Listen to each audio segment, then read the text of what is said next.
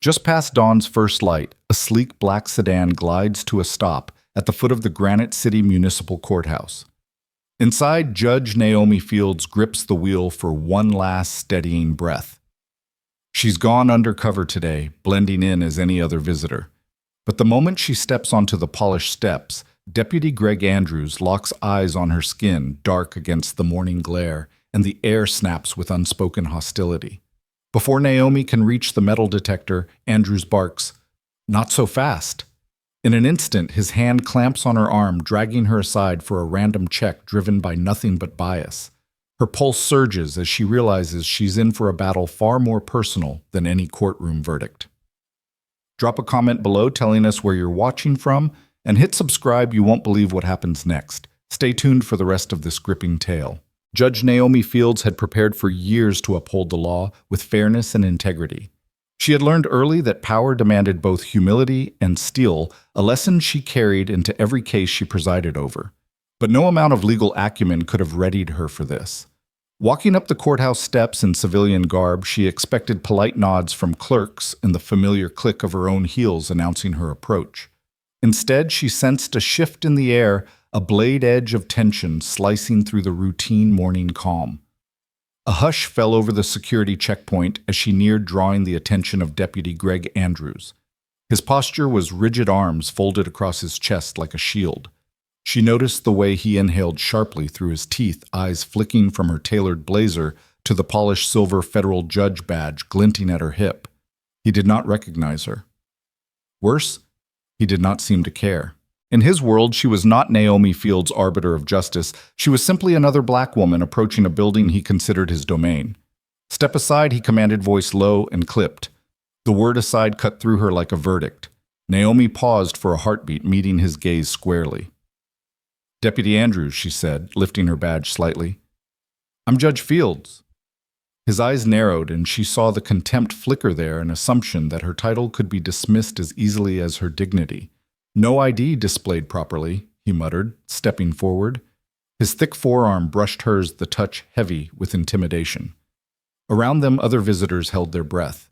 Naomi's heart hammered against her ribs, each beat echoing like a gavel strike. She moved to produce her credentials, calm, practiced after countless courtroom entrances. But Andrews refused to take them from her hand. He brushed past her, pocketing the badge as if it were a scrap of paper. "You think that badge means something here?" he sneered. "Not in my courthouse." The words soured in the air, a poisonous cocktail of authority and prejudice. Naomi's pulse raced, anger and disbelief warring for control. Behind her, a younger female officer shifted uneasily, glancing at Andrews but refusing to intervene. Naomi took a measured breath. "I am heading to a 900 hearing," she said evenly. "I need to get through." Andrews raised an eyebrow. "Procedures first," he replied, gesturing toward a side door leading into a narrow corridor. "Random checks happen here." His tone brooked no argument. With startling speed, two more officers appeared. One grabbed Naomi's left arm, the other snatched her portfolio. The corridor's fluorescent lights flickered overhead as they ushered her into a small windowless room, an antechamber of fear. At its center stood a steel chair and a cluster of surveillance monitors. On a nearby table, a pair of barber clippers glinted under the harsh bulb. "You're going to cooperate," Andrews growled, guiding her toward the chair. Naomi's breath caught. This was wrong, she knew her rights. But these men clearly believed they held the power of law itself. She looked around seeking any ally, but found only blank faces and the cold hum of the ventilation system. "I do not consent to any search," she said, voice steady. "You have no legal cause." Andrews laughed, a dry, humorless sound. "'Cause enough," he said, as two officers pinned her arms behind the chair. Naomi's mind whirled with memories of cases she had tried, victims she had comforted, laws she had enforced. None had prepared her for being the accused. The buzzing started before the blade touched her scalp, a low mechanical drone that filled the room like a swarm. Naomi closed her eyes, bracing herself. Each snip of the clippers felt like a violation more than just hair falling away. Each curl was a fragment of her identity stripped for sport. She did not cry out. She would not give them that satisfaction. But inside her resolve crystallized. When it was over, Andrews tossed her half-shorn hair onto the floor as though it were trash. You look more presentable now, he mocked. Naomi rose from the chair, every motion deliberate, reclaiming her straight-backed posture. She retrieved her badge from Andrew's desk without a word and headed back into the main hallway, hair mangled, but spirit intact. In the prism of courthouse lights, Naomi's calm exterior concealed a white-hot determination. This assault was not merely personal, it was systemic. As she approached the courtroom doors, she knew the rules of engagement had changed. The next time she wielded her gavel, it would be not just to judge others, but to expose the rot in the institution itself. She paused, fingers brushing the door handles. The muffled voices and sliding papers beyond hinted at the day's proceedings. Naomi inhaled, feeling the weight of both vulnerability and power. In that charged moment, she transformed from victim to crusader. The lens of justice shifted, and as she pushed the doors open, the courtroom fell silent, unaware that its presiding judge was about to rewrite the rules. Naomi Fields stepped forward. Her shoulders squared as the metal detector's frame loomed before her like a gateway into another world, one where justice was meant to live, but too often died in the corners. She gave no sign of the storm still raging in her mind, only a steady exhale as she unclasped her leather portfolio. Behind her, the morning sun painted long rays across the polished marble floor, gilding the courthouse foyer with deceptive warmth. All around her, clerks and attorneys moved with practiced ease. Today, nothing was meant to unnervingly stand out. Yet in Deputy Greg Andrews' rigid stare, Naomi saw a different script unfolding, one in which her rank, her badge, her very presence could be wiped away by a single dismissive grunt. She extended her ID, sliding the federal judge credential across the stainless steel counter. The badge glinted under the bright fluorescent lights, its silver seal proclaiming authority over every case heard within these walls. But Andrews, his jaw set, his eyes cold, let the badge drop into his palm, studying it only long enough to confirm it wasn't a forgery. Then, as if flicking aside a bothersome scrap of paper, he tucked it into his pocket and turned his back on her. Naomi's lips pressed together, but her voice remained calm. Deputy Andrews. I'm Judge Fields. I'm here for the 900 a.m. hearing on the Harrison civil rights suit. He didn't flinch. She could almost hear the unspoken verdict behind his gaze. Not here. His voice was low-clipped, void of any professional courtesy. Step aside. The single instruction fell like a gavel hammering shut. She felt the tension in the foyer snap tighter, like an invisible cord tightening around her ribcage. Whispers rippled through the queue of visitors, some shocked, some uncomfortable, most too timid to speak up.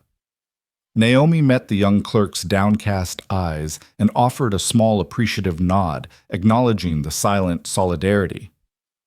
The clerk nodded back, lips pressed into a thin line, as if they both knew that in this moment the law she represented had become a fragile illusion. Behind Andrews, a teenage security assistant hovered wide-eyed, uncertain, her posture a blend of sympathy and fear. Naomi caught her glance and gave an almost imperceptible nod of reassurance. The girl's throat bobbed as she swallowed. In another life, Naomi might have been that assistant young Ernest, eager to put the right foot forward in a system that seemed to betray her every time she came of age to serve it. But today, standing there fully grown and vested with the highest badge in the building, Naomi felt the raw sting of being seen as less than unseen in the face of her own achievement. Andrews stepped closer so that the weight of his bulk pressed into Naomi's space. His breath smelled faintly of coffee and sweat. His uniform, sharply starched, seemed to reinforce a fortress of prejudice around him. Procedures, he muttered, two syllables that carried the full force of dismissal. Random checks. His meaning was clear. You may wear the robe, Judge, but here you answer to my rules. The irony struck Naomi cruelly. She had devoted her life to fairness and due process, to ensuring that no person, regardless of race, background, or status, was deprived of the rights they were owed. Yet here she was, the highest authority in the building, reduced to pleading for recognition of her own badge. Silence had always been an option, to step back, let the ritual play out, then rise on the bench and mete out justice after the fact. But this was different. This was now personal. She held his gaze. Deputy Andrews, she began each word crisp, deliberate. There is no statute or rule, federal or local, that authorizes you to detain a federal judge for a random security check. Her tone was steady, carrying the cadence of courtroom lectern. Even as her words echoed off the marble walls, she felt the eyes of every onlooker flick to her, then away, as though they feared drawing attention to themselves. Andrew's lips twitched. For a fraction of a second, Naomi thought she saw doubt flicker in his eyes an instant, where respect for her office might have surfaced. Then the mask slid back into place. "Ma'am," he said, emphasizing the distance between them, "you'll comply with screening procedures like everyone else." His hand shot out, intercepting the leather portfolio before she could reclaim it. A jolt of indignation surged through Naomi's veins, bordering on rage, but she channeled it into poise. With respect, she said, voice lowering just enough to exclude the crowd, "I have already complied. My credentials have been presented." She touched the gold seal at her hip, a reminder of the oath she had sworn. "I request that you return my portfolio and badge immediately so that I may proceed to court." He didn't flinch. In fact, he seemed to lean into the confrontation, a deliberate display of power. "Not so fast," he replied, redirecting her toward the checkpoint side corridor. "Random checks happen here. Step inside." His tone allowed no room for argument. At that moment, two other officers materialized from the security area, a grim quartet of intimidation. One gently but firmly took Naomi's elbow, steering her away from the sliding doors and back toward the narrow hall. The other reached for her portfolio, prying it from her grasp. In an instant, the bright day had dimmed, swallowed by the corridor's stale, recycled air. Ahead lay a windowless screening room, its door ajar like the maw of a beast waiting to swallow her whole. Naomi's mind raced, but her face betrayed nothing. She saw the flicker of guilt cross the teenage assistant's eyes, and she relied on that spark of humanity to guide her courage. "I do not consent to any search or detention," she said, voice low but firm, the words carrying the weight of every precedent she had set in her courtroom. "I am here to perform my duty as prescribed by law." Silence answered. The officers exchanged glances, then shared a private nod. Andrews bristled, his disdain palpable. "'Cause enough," he said, unlocking the small door and pushing Naomi inside. With a final shove, the door slammed behind her with a hollow echo that felt like a judge's gavel dropping on her freedom. Outside, the faint hum of the metal detector resumed, oblivious to the injustice unfolding just yards away. Inside the cramped room, the lights flickered gently. A single steel chair was bolted to the floor beneath a bare bulb, and against the far wall a cart bore a pair of electric clippers, gleaming instruments of humiliation. Naomi's breath came in measured bursts as she scanned the space. She had walked into hundreds of courtrooms, always in control of her domain. Here, she was powerless, an uninvited guest in a chamber of her own making. But power, she reminded herself, was not confined to robes or badges. It lived in ideas and resolve, in the courage to stand when the system fails you. She squared her shoulders, summoning the steely calm that had guided her through every tough ruling and every screaming gallery. Her heart thundered in her chest, but her mind drifted momentarily to the cases piled on her docket. The civil rights suits, the constitutional challenges, the pleas for mercy she had tempered with compassion. None had tested her as deeply as this moment, but she would not be broken. The officers hovered at the threshold, their silhouettes half in shadow. Naomi lifted her chin. In their eyes, she was nobody, a black woman singled out for prejudice. They thought they held all the power. They thought wrong. Under the harsh light, she traced the outline of the door's small glass pane and saw the reflection of her badge pinned to her lapel. That seal, her commitment to the law, remained intact, visible to all who cared to look. This was no longer about a mere security check. It was about identity recognition and the brittle facade of authority. Naomi's pulse slowed. The moment for argument had passed. Now was the time for action. She would endure the indignity of this room, then return to the courtroom, and in that sacred space, she would make her statement. The lens of justice would shift, and every eye in the house would witness the reckoning.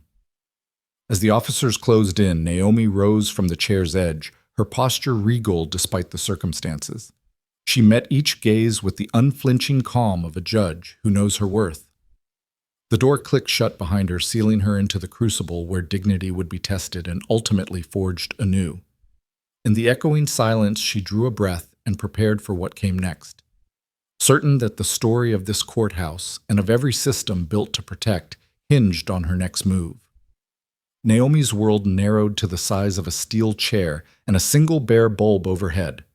The door clanged shut behind her, and the cloying scent of disinfectant and stale coffee settled in the air like a verdict she hadn't earned. She rose slowly, shoulders aligned, spine straight, every instinct warning that this was no routine screening. Two officers flanked her, their faces set in impassive masks.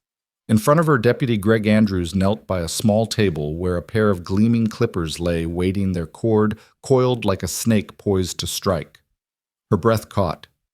For a moment, the white noise of the courthouse, the rush of papers, murmured conversations, the distant click of high heels seemed impossibly far away. Here in this sanctioned antechamber, the clippers' metal teeth looked less like tools of hygiene and more like instruments of humiliation. Andrews picked them up carefully, as though handling evidence. Then he flicked the switch. The buzz erupted, a harsh swarm of electricity that filled the room and thrummed in Naomi's chest. Her silver-brown curls, each one a testament to years of resilience and quiet victories, trembled at her shoulders. She swallowed against the lump in her throat, grounding herself on the single truth she carried. Her authority did not rest in appearances. Yet no amount of judicial temperance could erase the sting of watching her own hair, her personal signature, fall strand by strand onto the cold tile. Andrews placed a heavy hand on her right shoulder, his fingers digging into her blazer's fabric. "Don't move!" he snapped. The words landed with the blunt force of a gavel. Another officer gripped her left wrist, twisting it behind her back until the joint protested. Naomi's pulse thundered as the second pair of arms rose at her sides, their tension promising further indignities. She felt pinned, exposed, and entirely at the mercy of a man whose oath she knew nothing about. She closed her eyes, focusing on the steady rhythm of her heartbeat, willing herself not to flinch. The first slow pass of the clippers sent a jagged line across her nape. The cold metal grazed her skin, and she fought the urge to shudder. It sounded like a scythe slicing through hair, but every cut felt like a breach of her dignity. The quiet authority she had cultivated over decades, now reduced to shorn fragments on the floor. Across the room, a grainy security camera blinked its recording light, capturing the scene in unforgiving detail. Its lens, meant to document threats and intrusions, now recorded an act of raw discrimination. The irony was brutal technology designed for accountability was being used to confirm complicity. Naomi thought of the thousands of hours she had spent reviewing footage of police misconduct, of cross-examining officers who abused their power of ruling on motions to suppress unlawful searches. And here she was subjected to the same violation she had fought to punish. A coarse voice cut through her reverie. "You're lucky I'm not completely shaving you bald." Andrews leaned closer, breath warm with arrogance. "I could call it a security measure. You wouldn't mind, right?" No one would believe a judge got her hair cut for free. His words dripped with contemptuous humor, a perverse attempt to mask the prejudice underneath. Naomi's jaw clenched. In another moment, in another life, she might have demanded legal precedent, a journal entry mandating reimbursement for property, but now every impulse directed her to pure presence. She would remember every detail: the fluorescent glare, the scrape of the chair's metal against the tile, the twitching of Andrews's arm as he maneuvered the clippers. Memory would be her sanction. Her testimony? Their reckoning. The clippers buzzed again, and the second pass carved a crescent of bare scalp, exposing the pale ivory beneath. Naomi's scalp tingled where the blades kissed her skin, a pulse of indignation lighting every nerve ending. She did not cry out. She did not plead. She sat rigid, as if seated upon the bench itself, fortified by her oath to justice, even as her body was stripped of its familiar guard. A strand of hair, a thick coil flecked with silver, fell to the floor. She watched it flutter like a wounded bird. The sentence hung between them as clearly as any indictment those sworn to protect had become predators. And in that fragment of fallen hair lay the proof of their transgression, their gross misuse of authority. Andrew studied her reaction through narrowed eyes. "You look better with less," he said, flicking loose hairs from his sleeve. The other officers chuckled quietly in the corners, their amusement a chorus of cruelty. Yet Naomi felt no shame, only the raw fuel of purpose. Each snip of the clippers was forging her resolve, tempering her spirit with the heat of righteous anger. Then, as swiftly as it began, Andrews yanked the clippers away and strode toward the door. "Your free makeover is over," he announced to the empty hallway beyond. The door swung open and daylight spilled in like a spotlight, exposing them both. Naomi stood, each motion deliberate, unshackling herself from the officer's grip. She straightened her shoulders, peeling her blazer from her arm, and brushed at the uneven tufts of hair clinging to her collar. She retrieved her badge from the desk Andrews had flung it onto. The metal felt cool in her palm, a reminder that her authority endured despite the assault. Around her neck, the chain of her lanyard was snapped at one link, the pendant swinging at an odd angle. It was a half-torn emblem of her office, but it was enough. Courtroom's that way. Andrews sneered, standing aside with a mocking bow. His tone implied that he'd done her a favor, presenting her as more presentable in his jaundiced view. Naomi lifted her gaze and met his eyes. The room stilled as though on cue. Even the hum of the ventilation system seemed to pause. In that instant between breaths, she weighed no options but one: she would not allow him to claim victory. Her voice was soft, low, but every word cut as sharply as the clippers had. "Thank you," she said, and the single syllable carried the weight of an unspoken judgment. Then she turned on her heel and walked out, heading straight for the courtroom doors. Every step echoed off the marble corridor, a measured drumbeat of retribution. Her scalp prickled where the metal had grazed her, but the sting was eclipsed by the fury burning within her chest. Behind the closed door, the echoes of laughter died away, replaced by the distant murmur of a morning docket still in session. She paused, fingers brushing the cool brass of the courtroom handles. The world beyond awaited her: lawyers, litigants, reporters, all unaware that the woman who would call the court to order had just endured the very injustice she was sworn to eradicate. Inside that chamber, she would transform this personal violation into a public reckoning. The walls that once confined her in that tiny room would now bear witness to a reversal of power so complete that neither Andrews nor any officer after him would ever forget it. The handles yielded under her touch. She pushed the doors open and stepped into the bright expanse of the courtroom. A hush fell. Heads lifted, pens paused over notebooks, and cameras panned toward her. They saw a judge in her robes poised at the threshold, but none could imagine the storm that raced behind her calm facade. And in that stillness, Naomi Fields reclaimed her authority not through words, but through the undeniable truth of her presence. The forced shave had stripped her of her familiar appearance, but it had not and could not strip her of her power.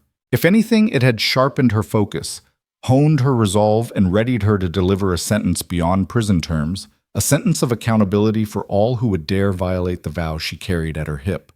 The courtroom awaited her ruling, but first she would lay bare the injustice wrought in that hidden room and ensure that no judge, no citizen would ever again be made invisible behind a random check.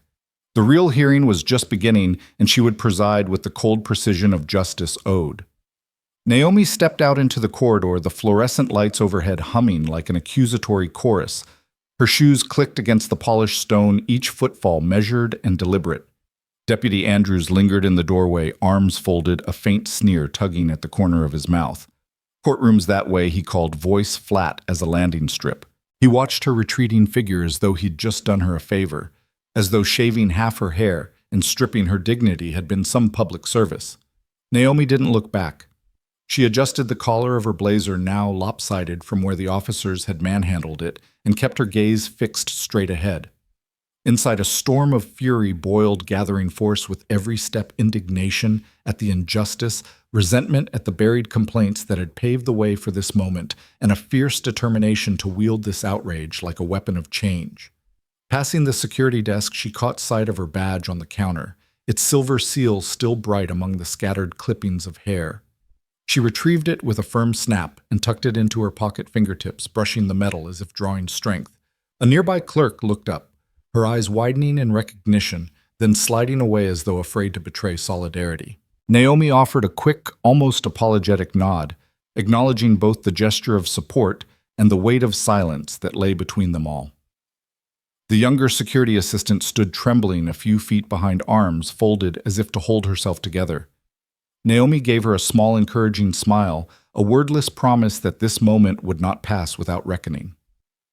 The corridor stretched longer than she remembered, lined with closed office doors and framed photographs of solemn forefathers in powdered wigs. The air smelled faintly of old paper and lemon-scented cleaner, the antiseptic hush of a building meant to herald justice, not suppress it. Yet here in this transitional space, Naomi sensed the duality of the system, its capacity to both uplift and humiliate. She felt the weight of her half-shorn hair brushing against her neck, each uneven tuft, a reminder of the power wielded against her by someone sworn to uphold the very laws she personified. But she also felt the iron in her spine, the unyielding resolve that had carried her through decades of rulings and appeals. That resolve now burned hotter, fueled by the raw injustice of the morning. As the grand double doors to the main courtroom doors came into view, Naomi paused briefly, inhaling a steadying breath. Beyond those doors lay her true domain, a place where testimony, evidence, and legal precedent held sway.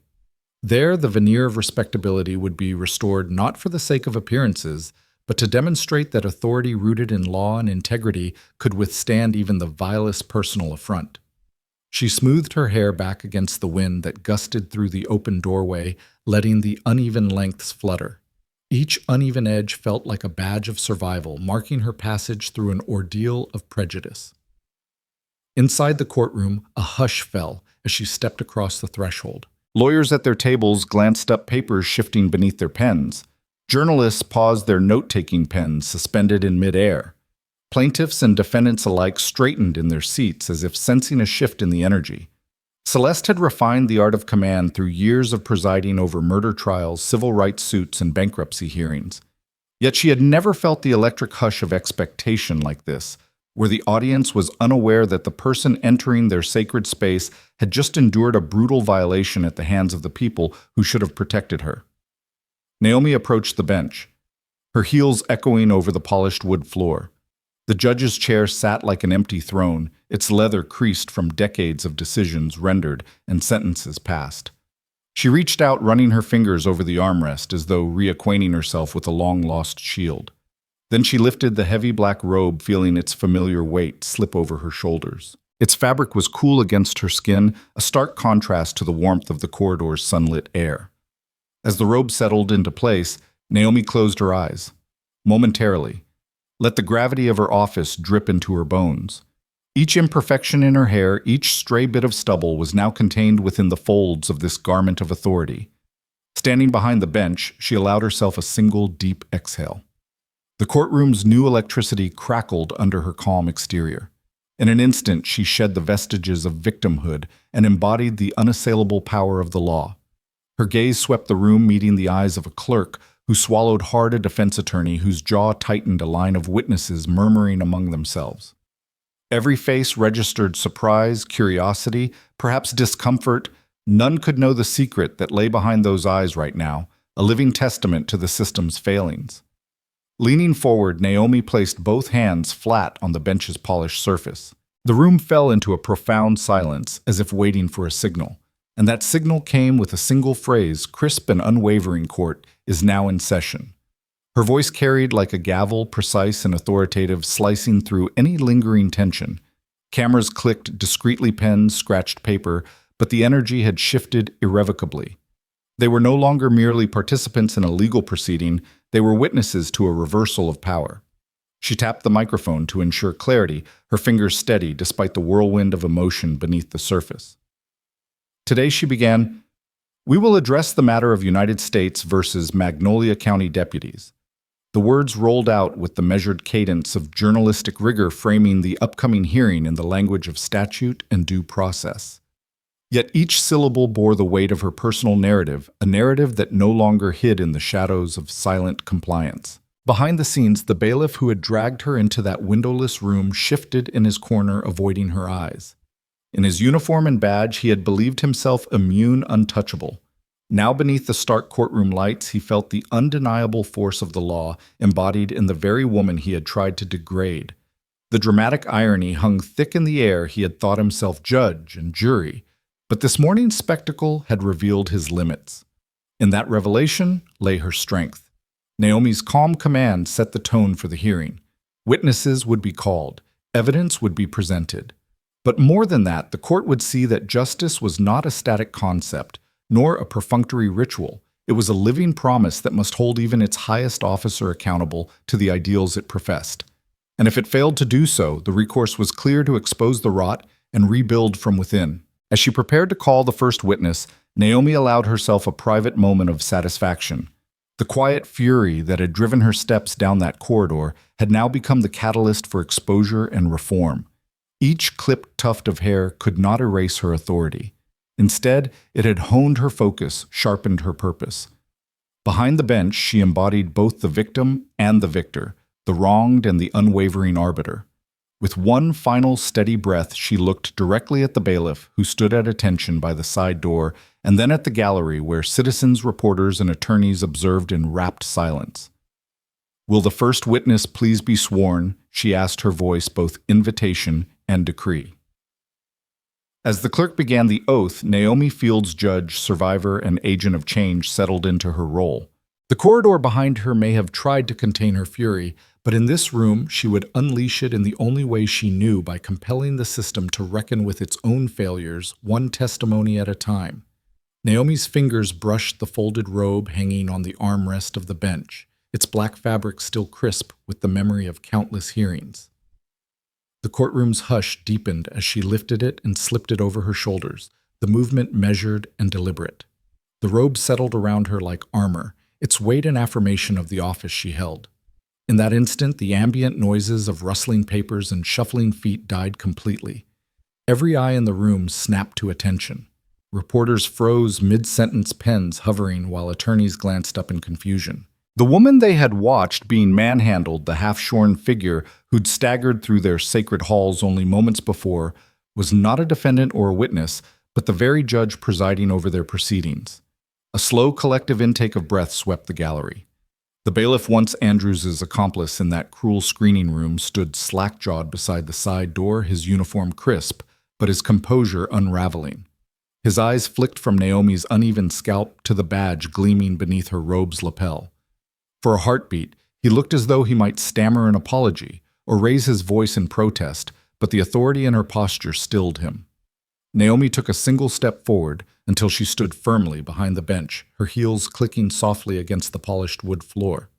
The camera operators, tipped with long lenses, pivoted their equipment upwards, capturing the stark contrast between her shaved hairline and the unwavering precision in her eyes. From her vantage point, Naomi surveyed the courtroom. The prosecuting team clustered around a stout table, their notebooks open and faces etched with shock. The defense attorneys' jaws clenched, realizing the gravity of their misjudgment. The jurors seated in neat rows exchanging baffled glances as they tried to reconcile the image of their judge with the humiliating ordeal they had silently witnessed. Above them, the high windows admitted a pale beam of morning light that spotlighted Naomi's silhouette, highlighting the robe's contours and casting her in the aura of impartial power she so meticulously embodied. She allowed the silence to linger, gauging the room's energy. In that pregnant pause, she held the spectacle before them, the raw indignity of her forced haircut preserved in their memories, now reframed by the unassailable fact of her office. She could almost hear the whispers of disbelief. "She's the judge. That was our judge." Each murmur underscored the dramatic irony at play. Those who felt emboldened to degrade her had unwittingly subjected themselves to her judgment. Naomi cleared her throat once, and the soft crackle of her voice carried like a gavel strike. "Good morning," she said, her tone measured, legal journalistic in its clarity. "By now everyone in this courtroom has witnessed my treatment in the security area." She paused, letting the weight of her words sink in. The reporters tilted their microphones forward. Attorneys leaned in, ready to transcribe her next declaration. "I trust you will agree that no individual, regardless of title or station, should endure such an affront without recourse." A prosecutor, tall and sharp-suited, rose hesitantly from his chair. "Your Honor," he began, voice trembling slightly. He faltered as Naomi's gaze settled on him, cool and unyielding. He swallowed and sat back down, the words dying on his lips. Naomi nodded once, acknowledging the quashed objection. She turned her attention to the defense table, where the lead attorney, a woman whose defenses had been built on procedural technicalities, looked as though she might crumble under the realization that her courtroom demeanor had been shaped by assumptions as flawed as Andrews's prejudice. Naomi spoke again, each syllable deliberate. "This case will proceed, but let it be known that today's hearing is not merely about the charges before us. It is also a reckoning for every instance when privilege was wielded as a weapon and for every complaint buried beneath the weight of appearance and convenience. Her voice rose just enough to carry to the back of the gallery, but remained composed precise. The courtroom's architecture, its soaring ceilings and carved wood, seemed to lean in, reflecting the gravity of her pronouncement. Behind the bench, Naomi rested her hands on the worn surface, feeling the grooves and dents left by past gavel strikes. She glanced at the bailiff, whose eyes were now fixed on the floorboards. In that look, she conveyed both rebuke and invitation: stand steadfast in your duty, or witness the full force of the law you betrayed. He straightened at last, regaining a thread of professionalism, as he shifted his position to the side, no longer the architect of her humiliation, but the custodian of order. The gallery's stillness gave way to the clerk's steady voice. Judge Fields demands that the deputy who performed the screening remain present, she announced, scanning the aisle until Deputy Andrews stepped forward, uniform immaculate but demeanor defeated. Naomi nodded, then addressed the courtroom once more. Deputy Andrews, please join us at the podium. The men who had thought themselves untouchable now walked forward with slack shoulders, each footstep echoing the reversal of power that Naomi had orchestrated in the confines of her judicial domain. As Andrews took his place, Naomi lifted her chin. The reporters began clicking their pens. The cameras whirred softly, and attorneys straightened their notes. The dramatic irony had reached its apex. The enforcer who wielded the clippers and the iron grip was now subject to the unforgiving scrutiny of the court he once policed. Naomi's gaze locked onto his unflinching. Deputy Andrews, she said, voice steady and authoritative. You will testify today not as an arbiter of security, but as a defendant in this matter. The courtroom responded with a collective intake of breath, a silent acknowledgement that justice, when blind, still sees every injustice. Behind the scenes, the high-stakes tension hummed like electricity before a storm. Naomi's personal ordeal, woven from strands of silver hair and institutional complicity, had become the catalyst for exposing a culture of bias. She would preside over witnesses who had been silenced, introduce evidence that had been suppressed, and call to account every official who turned a blind eye. The bench reveal was not merely a moment of theatrical spectacle. It was the first step in a larger narrative of accountability that would ripple far beyond the polished wood of this courthouse. And in that charged atmosphere, Naomi Fields embodied both judge and victim, arbiter and advocate. Her presence commanded the room, her robe signifying authority, and her shaved scalp symbolizing the resilience that no amount of prejudice could erode. As she raised her gavel, the final piece of dramatic irony crystallized. The judge, who had been humiliated in secret, was now the undisputed master of the fate awaiting those who had thought themselves above the law. With a decisive strike, the gavel snapped against the sounding block, its echo cascading through the chamber. Let the record show, Naomi intoned, that the court recognizes the inherent dignity of all persons, and that any violation of that dignity by whomsoever committed shall not go unaddressed. The bench reveal had delivered its coup de théâtre, but the true drama lay ahead, a systematic unearthing of injustice, guided by the very robe and gavel that had once been dismissed in the court's shadow. In this courtroom at this moment, power had been reversed, and the only question now was how far the arc of justice would bend toward truth. Naomi settled into her bench with the quiet authority of a conductor raising her baton. The courtroom's hush deepened as she tapped the carved wood with her gavel, each strike a measured punctuation that drew every ear in the room. United States of America versus Magnolia County deputies, she announced, voice clipped and precise. It was more than a docket call. It was a summons to justice for those who had believed themselves above it. Her tone carried the weight of legal ink and journalistic clarity, each syllable landing like steel on stone. The gallery leaned forward. Reporters exchanged glances, their pens poised to capture every word. Defense attorneys straightened in their chairs, adjusting their ties and smoothing their jackets in nervous ritual. Prosecutors flicked through their binders, scanning the line tabs that marked evidence of excessive force civil rights violations, and the dozen suppressed complaints that had been buried under layers of protocol and prejudice. Even the jurors, their faces unreadable behind the jury box's polished rail, sat a little straighter, as though the room's very air had stiffened under the force of her declaration.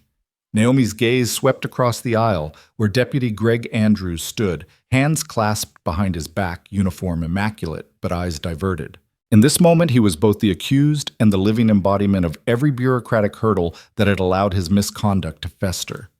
She noted the faint tremor at the corner of his jaw, a subtle betrayal of his composure. It was the first of many moments he would spend in this courtroom recognizing that his badge no longer protected him from accountability. Today's hearing concerns allegations of abuse of power under Title 18, Section 242. Naomi continued her voice, maintaining its clipped cadence and civil rights violations under Title 42, Section 1983. The court has reviewed the preliminary motions and finds sufficient cause to proceed. Her words mapped out the terrain of the trial. Physical assault, emotional harm, and a systematic failure to honor complaints filed in good faith. There was no hint of indulgence in her tone. This was not a spectacle for sympathy, but a formal declaration that the scales of justice would finally be balanced. She paused, allowing the weight of her pronouncement to settle. The long windows behind her framed the morning sun, but inside shadows seemed to gather at the edges of the room, as though the building itself remembered the echoes of past injustices. Naomi inhaled, steadying herself. Every ounce of her training, the countless evidentiary hearings, the rigorous cross-examinations had led to this moment. Yet nothing in her judicial career had prepared her for presiding over a case in which she herself had been the victim. The prosecutor rose, clearing his throat. Your Honor, the government calls its first witness, Officer Maria Delgado, who was present during the incident on October 12th. He gestured toward the door. In response, a young woman in a neatly pressed uniform stepped forward, posture rigid with resolve. Her eyes met Naomi's in a silent exchange, gratitude for this opportunity to speak and apprehension about what she would reveal. Naomi inclined her head, signaling Delgado to take the stand. As the clerk administered the oath, Naomi observed every nuance Delgado's steady voice, the slight quiver when she described the moment Andrews ordered Naomi into the side room, and the tremor in her hands as she recounted the hum of the clippers. Delgado's testimony would lay the groundwork for exposing the full scope of Andrews' misconduct, but Naomi's role was to ensure that every detail was heard and heard with the gravity it deserved. With Delgado sworn in, Naomi leaned forward, fingers lightly resting on her legal pad. Her pen hovered uncapped, ready to record the facts with meticulous precision. Officer Delgado, she said, voice calm but firm, describe your position in the courthouse security team and your relationship with Deputy Andrews. The questions were straightforward, but their purpose was profound to establish context to connect the dots between routine procedure and blatant abuse. Delgado's answer came in measured tones. She explained that she had worked under Andrews for 3 years, witnessing his growing hostility toward individuals he deemed other. She spoke of offhand comments, "These people just don't belong here," and of the sinking pit in her stomach when she saw the judge led into that screening room. As Delgado's narrative unfolded, the tension in the courtroom ratcheted higher. The defense counsel exchanged hurried whispers. Andrews' jaw clenched. Prosecutors leaned in, searching her face for any sign of doubt. When Delgado finished, Naomi nodded thoughtfully and signaled the defense to begin their cross-examination. The lead defense attorney stepped forward, slender and confident. She started with procedural questions. Officer Delgado, were you instructed by Attorney General guidelines to perform a random screening on a federal judge? Delgado's reply was honest. Andrews had acted on his own prerogative, misapplying procedure as a shield for prejudice. Naomi watched as the defense attorney's polished veneer cracked her eyes, darting to her notes, grasping for a lifeline. As the cross-examination waned, Naomi observed each face in the room. The reporters scribbled furiously. Spectators sat in tense silence. The jurors stared, some pale, some stoic, all aware that they were witnessing history in the making. Naomi's unspoken message reverberated. Every person in that room, from the lowest clerk to the highest attorney, bore some part of responsibility for the culture that had enabled such abuse. Between witnesses, Naomi referred to the exhibits laid on the evidence table, the photo of the clipper marks on her scalp, the finger-worn affidavits detailing previous complaints, and the video snippet captured by a hidden security camera showing Andrews' smirk as hair fell to the floor. She allowed each piece of evidence its time under scrutiny, articulating the chain of custody, clarifying the source, ensuring no procedural error could be used to dismiss the truth. Her tone remained clinical, precise, legal journalistic, part judge, part investigator, part storyteller, demanding the audience's attention. When the second witness record supervisor, Samantha Ortiz, was called, Naomi framed the next chapter of the narrative institutional collusion. Ortiz's testimony illuminated the labyrinth of bureaucracy that had obscured Andrews's prior misconduct. Naomi's questions guided Ortiz through dates, memo transcriptions, and the names of supervisors who had suppressed reports. Each answer added depth to the tableau, revealing how privilege and protocol had conspired to protect a predator. Throughout the morning, Naomi maintained the rhythm of a seasoned conductor. She monitored the clock, allowed appropriate objections, ruled decisively on relevance, and gently reminded attorneys of the decorum owed to the court. In every gesture, she asserted that her authority, though once dismissed in a windowless room, was now absolute. The dramatic irony was ever present. Those who had underestimated her resolve were now forced to contend with her full power. As the lunch recess neared, Naomi called the court to order one final time. "We will reconvene at 1:30 p.m., she instructed, voice firm. All parties are reminded that failure to appear at the scheduled time may result in a bench warrant. She closed her docket book with a decisive snap, rose from the bench, and folded her robe before exiting to chambers. The courtroom emptied in hushed procession, the energy charged and expectant. Outside, she allowed herself a moment to breathe, the quiet fury of the morning still simmering beneath her composed exterior. In chambers, Naomi removed her robe and stepped before the mirror. The uneven stubble on her scalp caught the light, a testament to the indignity she had endured. But in her reflection, she saw also the resolute gaze of a judge determined to turn personal hurt into systemic change. The hearing's opening had laid bare the path forward through methodical presentation of facts, incisive questioning, and unwavering enforcement of legal standards. She would use the system against itself to root out bias and restore integrity. When she returned to the bench after lunch, the courtroom felt transformed. Testimony would resume, but the foundation had been set. No plea for mercy would derail the pursuit of truth, and no technicality would silence the voices long suppressed. The opening of the misconduct hearing had been more than procedural. It was a clarion call that justice once denied would finally be delivered in full. And at the heart of that delivery stood Naomi Fields, the judge, who had been forced to witness her own powerlessness, now wielding her authority with unflinching purpose. Naomi waited until the final witness had stepped down and the courtroom had emptied of jurors and most staff. Only the clerk, the stenographer, and the bailiff remained alongside Deputy Andrews, who stood at attention by the side door, his uniform crisp and his posture rigid. The bright courtroom lights cast long shadows across the polished wooden floor, creating a stark stage for the reckoning to come. Naomi surveyed the scene with cool precision, her robe falling in measured folds around her. Every fiber of the room pulsed with anticipation. The silent audience of empty seats seemed to lean in as though straining to catch what would happen next. She tapped the gavel once, a clear, resonant knock that cut the charged silence in half. "Deputy Andrews," she said, her voice carrying easily to the farthest corner of the chamber. "Please approach the bench." His shoulders stiffened, and for a heartbeat he did not move.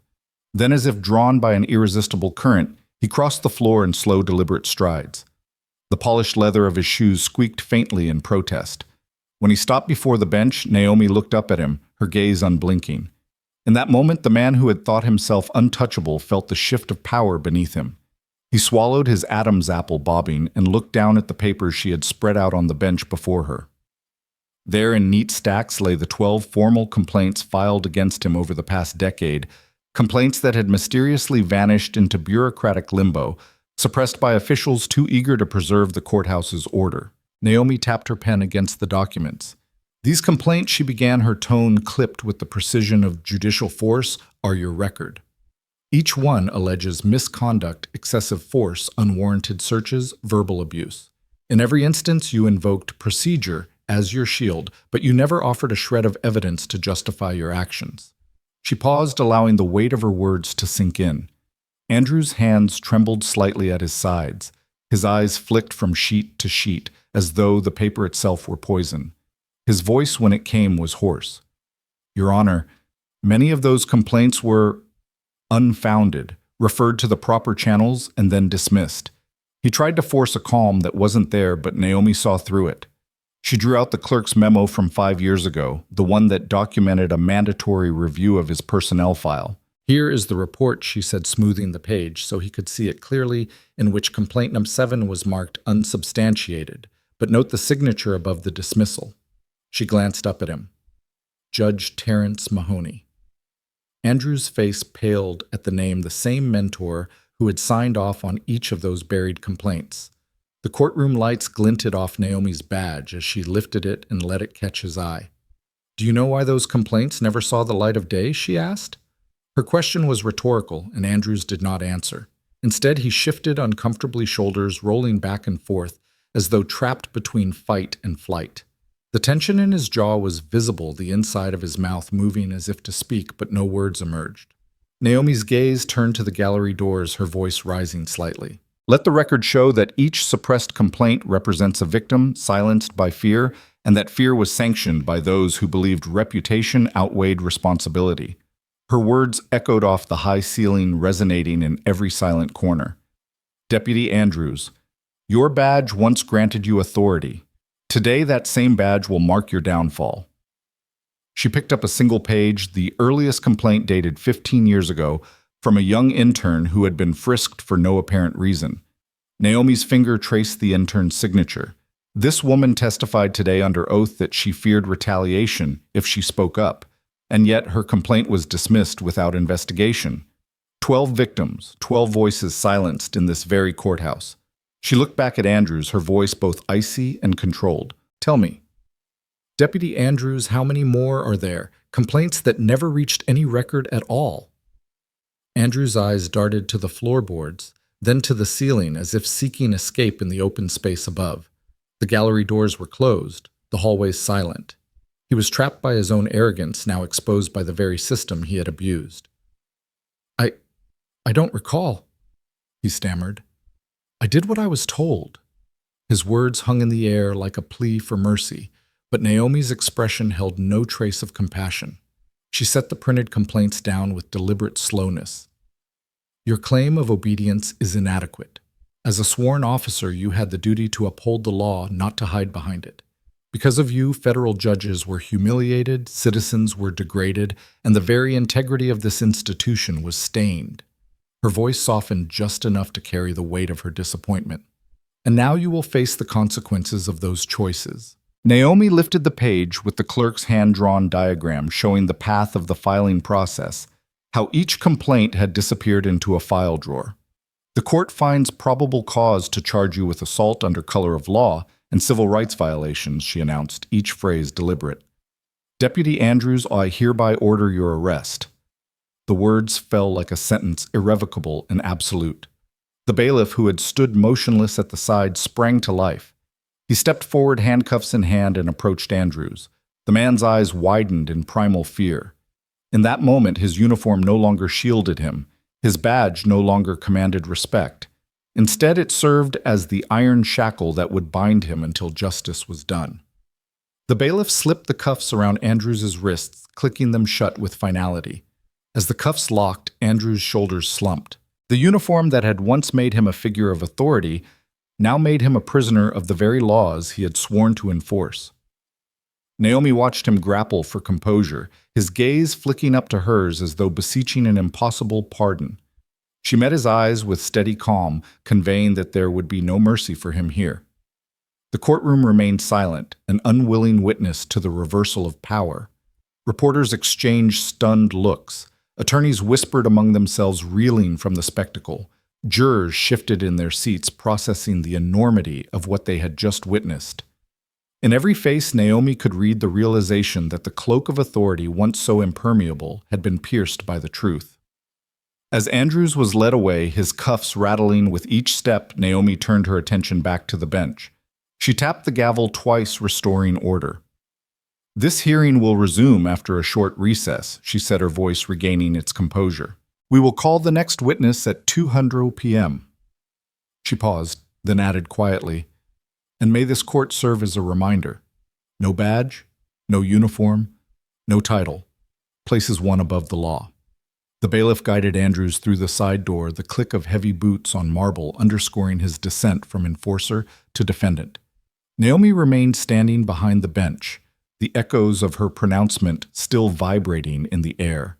In that charged moment, she embodied both the institution's broken compass and its potential for redemption. Behind closed doors of chambers later, she would review the paperwork that sealed Andrews' fate. But for now, she allowed herself a solitary breath, the fury and resolve that had fueled her transformation coalescing into a quiet satisfaction. The showdown had been personal, but its ripples would be systemic. Each suppressed complaint now had a voice, each silenced victim a champion of truth. And in the hushed corridors of the Magnolia County Courthouse, the precedent had been set: when authority turns to prejudice, justice must be swift, unrelenting, and above all, impartial. The courtroom emptied of most observers, leaving only the core players. The clerk, the stenographer, a handful of reporters, and the cluster of attorneys who had gathered for this hearing. Naomi Fields sat behind the bench, the ripple of Andrews' arrest still settling like dust in the room's corners. She folded her hands on the wood's gleam and allowed the hush to thicken, an invitation for the next act in the unfolding drama. Samantha Ortiz stepped forward first, her expression resolute even as her shoulders bore the weight of years spent in silent frustration. As the former record supervisor, she carried the institutional memory of every suppressed complaint. Naomi watched her approach, noting the slight tremor in Ortiz's fingers as she adjusted her blazer and prepared to speak. The overhead lights caught the soft luster of Ortiz's hair, the color faded from countless nights poring over file after file, while warnings went unheeded. Ortiz took the oath and then looked up, meeting Naomi's eyes. "Your Honor," she began, voice quivering only at the first syllable before firming with conviction. She described the labyrinthine system she'd inherited: complaints filed at the front desk, logged into a digital registry, then routed to a cabinet labeled closed cases. In reality, those cases were anything but closed. Ortiz detailed how she had watched report after report vanish, a file retrieved, a notation, altered, a signature forged. Each time she raised her concerns to her supervisors, she was told, "We can't undermine morale," or "These deputies are assets in the field." Her words painted a vivid picture of an office that prized appearance over accountability. Naomi leaned forward, pen uncapped, ready to record the precise phrasing. She let Ortiz's testimony linger, the courtroom's silence amplifying every confession. Ortiz described a particularly damning memo, complaint number 14 against Deputy Andrews for excessive use of force during a traffic stop. Ortiz had recommended a full investigation, only to see the file returned unsigned, stamped, routine closure. Ortiz's chest rose and fell with each breath as she narrated how the courthouse's highest officials, including the late Judge Mahoney, had signed off on these dismissals. By the end of her recounting, Ortiz's voice had steadied each detail, an arrow shot into the heart of the institution's complicity. When Ortiz finished, Naomi acknowledged her with a respectful nod. "Thank you, Ms. Ortiz," she said softly, her tone carrying both compassion and gravity. "Your testimony speaks volumes about how silence can become an accomplice." Ortiz allowed herself a small exhale before returning to her seat, her presence having broken open a breach in the courthouse's glossy facade. Next came U.S. Marshal Victor Chan, his uniform crisp medals gleaming on his chest like reluctant evidence of his years of service. Chan walked with a measured gait, the slight limp in his step drawing the eye and hinting at past sacrifice. He had been injured on duty 2 decades earlier. He took the stand with the quiet dignity of a man unaccustomed to speaking against his own institution. Naomi gestured for him to begin. Chan cleared his throat, then told of the night he had filed his own complaint, an internal memo detailing Andrews' pattern of targeting black defendants for intensified screening. Chan spoke of the heavy sense of betrayal when his memo was returned marked, "Not within Marshall's remit," and never forwarded. He described how his allegiance to the Justice Department had faltered as he watched Andrews' unchecked actions snowball into the very abuses Congress sought to prevent. At times, Chan's voice cracked as he recounted late-night rounds when he had envisioned speaking up only to choke on his loyalty oath, then bury his conscience under layers of procedural excuses. Naomi guided him gently through each memory, her questions firm but empathetic. What did you feel when your report was dismissed? Did you ever consider going outside the chain of command? Chan's answers painted him as both a sentinel and a survivor guarding the law while watching it erode from within. As he spoke, the courtroom's ambient light seemed to dim, spotlighting the gravity of his confession. The reporters leaned in their pens, racing to capture every nuance, every admission that underscored the depth of the cover-up. When Chan finished, Naomi allowed a brief pause before offering her thanks. The marshal nodded, relief and sorrow flickering across his face as he returned to his seat. The momentum shifted palpably. Ortiz's testimony revealed systematic erasure. Chan's unveiled the rot among those sworn to enforce the law. Now the final voice would transform the narrative from institutional failure to individual courage. Tara Nguyen, the intern, whose quiet presence had haunted the margins of every earlier scene, approached last. Her uniform, a simple courthouse lanyard rather than the polished garb of her seniors, hung loosely around her neck. She looked younger than 25, her eyes wide with the tremor of fear that had once silenced her. Naomi recognized that this was the moment when the chorus of institutional voices would find its lyric in a single human whisper. Nguyen took the oath. Her lips parted as if to release a tide of pent-up confession. Her voice was soft at first, barely above a murmur, but grew in strength as she recounted the day Andrews had cornered her in a back hallway, demanding to know why she had glanced at the judge's ID. She described the knot in her stomach, the unwillingness of her superiors to believe her over one of their own, and the way her complaint had been labeled insubordination before it was quietly archived. Each detail carried the electric charge of someone rediscovering her own power. Naomi watched Nguyen's hands' knuckles whitening as she gripped the edge of the witness stand. She did not interrupt, allowing the intern to paint the scene, the echo of her footsteps, the fluorescent glare that made every corridor look like a cell, and the instant silence that swallowed her when she tried to speak out. By the time Nguyen voiced her fear of retaliation, the courtroom had grown taut with empathy. Attorneys on both sides shifted in their seats, newly aware that they were no longer debating abstractions, but human costs. With Nguyen's final words, Naomi rose from the bench, her movement deliberate yet graceful. She offered Nguyen a nod that conveyed respect and solidarity. "Your courage matters," she said, voice firm and warm. "This court owes you and every other silenced voice a debt of gratitude." Nguyen allowed herself a tremulous smile before stepping back, her shoulders less burdened than when she had arrived. As the three witnesses took their seats, Naomi surveyed the courtroom. The tapestry of testimony woven by Ortiz, Chan, and Nguyen stretched behind her like a storm cloud charged with the truth they had risked everything to tell. She felt the gravity of her next role to translate these confessions into binding action. She tapped the bench gently. "Ladies and gentlemen, she began today's testimony reveals more than individual failings. It exposes a culture of silence that has corroded our trust in justice. But it also shines a light on the courage it takes to speak the truth." The reporters scribbled, the attorneys exchanged glances, and even the bailiff, once an accessory to Andrew's authority, stood straighter, the echo of Naomi's words prompting him to reaffirm his duty. For a moment, the courthouse seemed to hold its breath, an institution that had erred so deeply, now confronted with its own reflection, unable to look away. Naomi allowed the resonance of that collective reckoning to settle before she pressed forward. "We will now examine the official correspondence that led to the disposal of these complaints," she announced, her tone shifting from empathetic conductor to unyielding magistrate. The clerk passed her a folder stuffed with internal emails and unsigned memos. Naomi held them aloft, the yellowed paper, a stark contrast to the bright courtroom lights. "Let these documents bear witness to the choices we make when appearance is prioritized over accountability," she declared, her gaze sweeping each face in the room. Then with surgical precision, she laid out the communications, the terse emails from Judge Mahoney, the indifferent memos from security chiefs, the blank memos that never reached the right desk. Her narration threaded each piece together, revealing the chain of decisions that had turned legitimate grievances into footnotes of indifference. The room felt smaller, the walls wiser as the layers of bureaucracy peeled away to show the raw, unvarnished truth.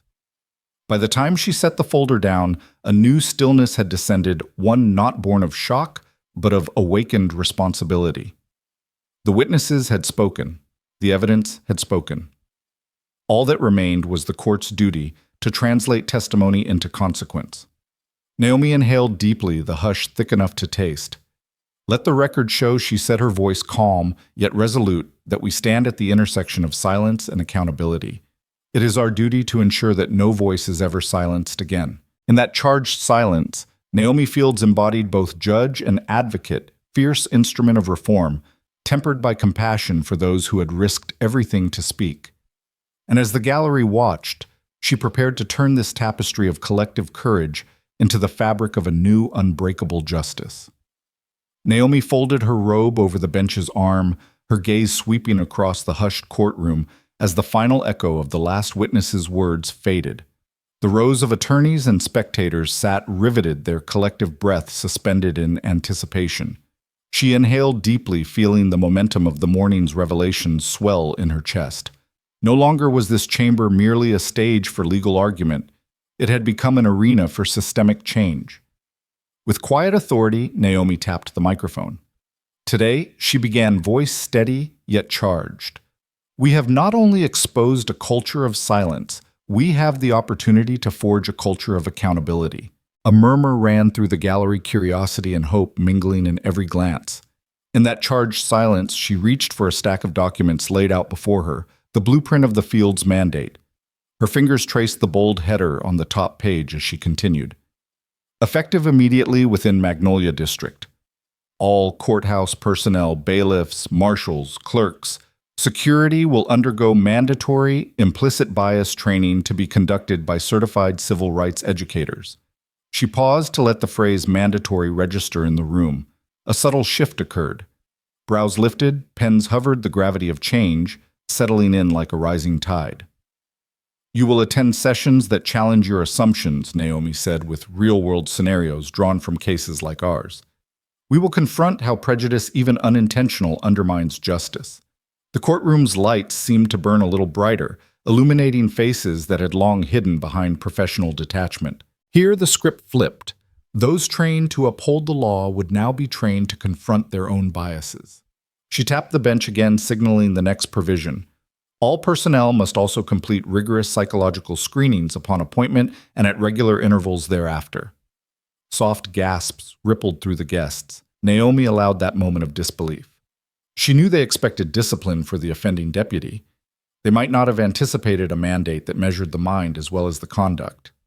Yet it was necessary. This is not a question of competence alone, she explained, but of character and empathy.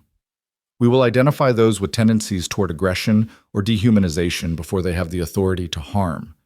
Behind her eyes, Naomi recalled the intern's tremor, the marshal's regret, the supervisor's frustration, each story of silence made manifest in these new preventative measures. Next, she slid out another page, the zero-tolerance policy. Any act of discrimination, verbal, physical, procedural, will result in immediate suspension and referral for criminal investigation. Her voice took on a sharper edge, the steel in her tone, matching the legal precision of her words. The phrase zero tolerance reverberated like a gavel strike. You could almost see the walls lean in, eager to absorb this declaration of uncompromising standards. There will be no more random checks on those we deem outsiders, she continued. No more buried complaints. Every allegation will be logged, investigated, and transparently resolved. The audience sat taller. Even the stenographer's fingers paused mid-transcription.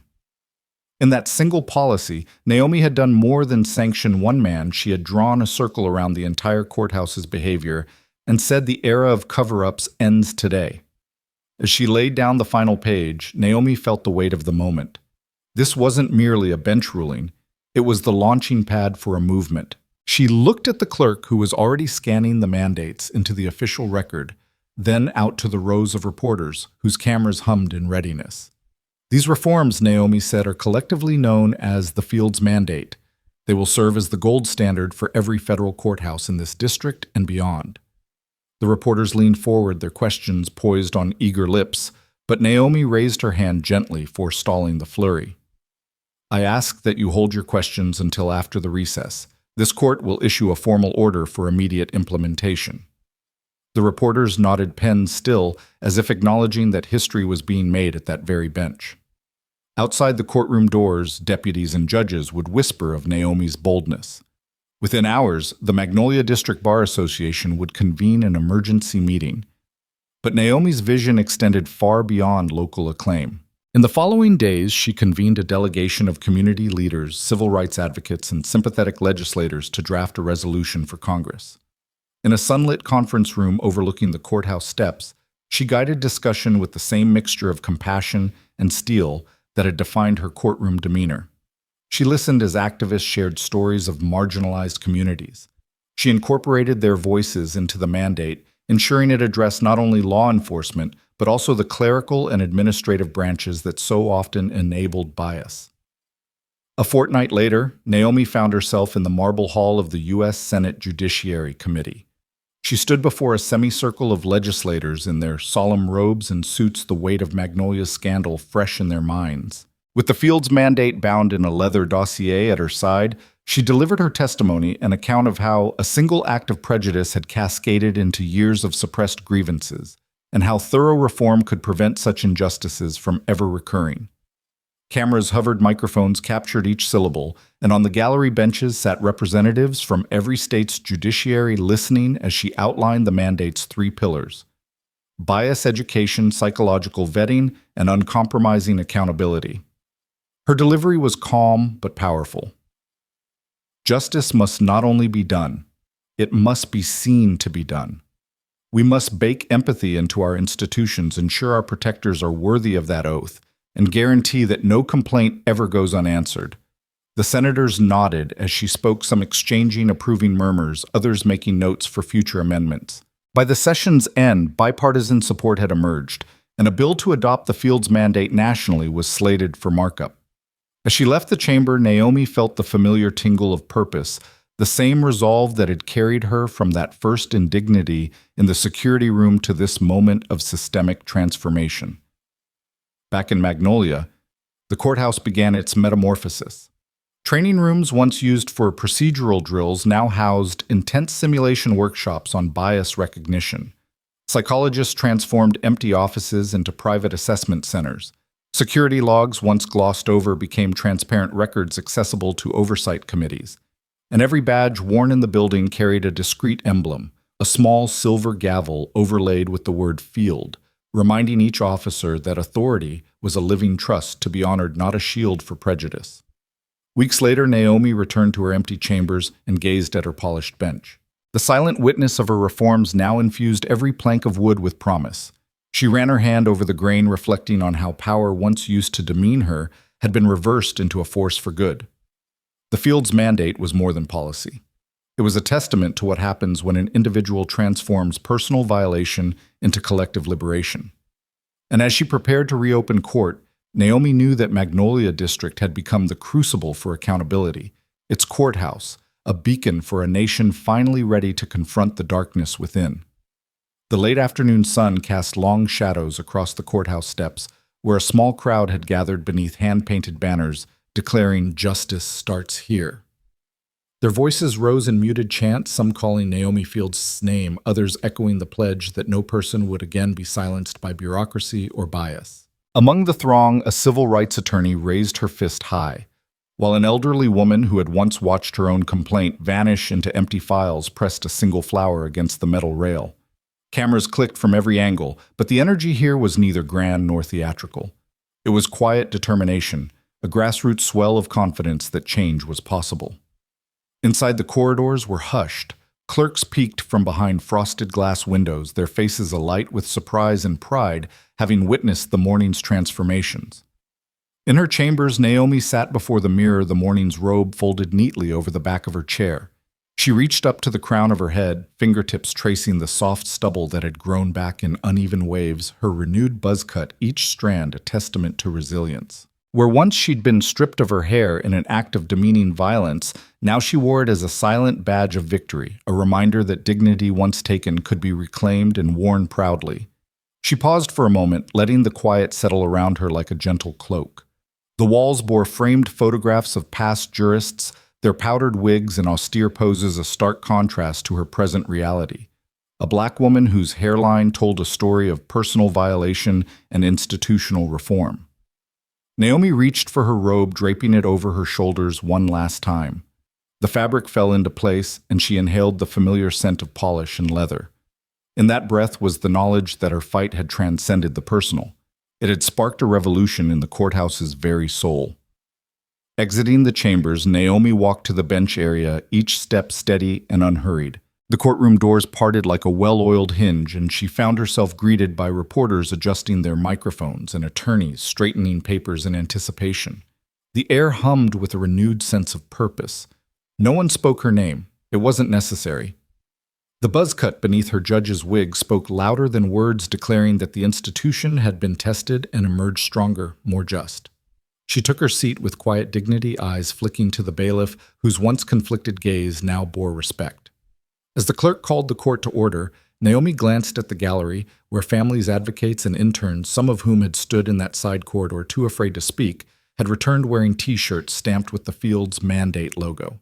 Their presence reminded her that justice was not an abstract ideal, but a living pact between the courthouse and the community it served.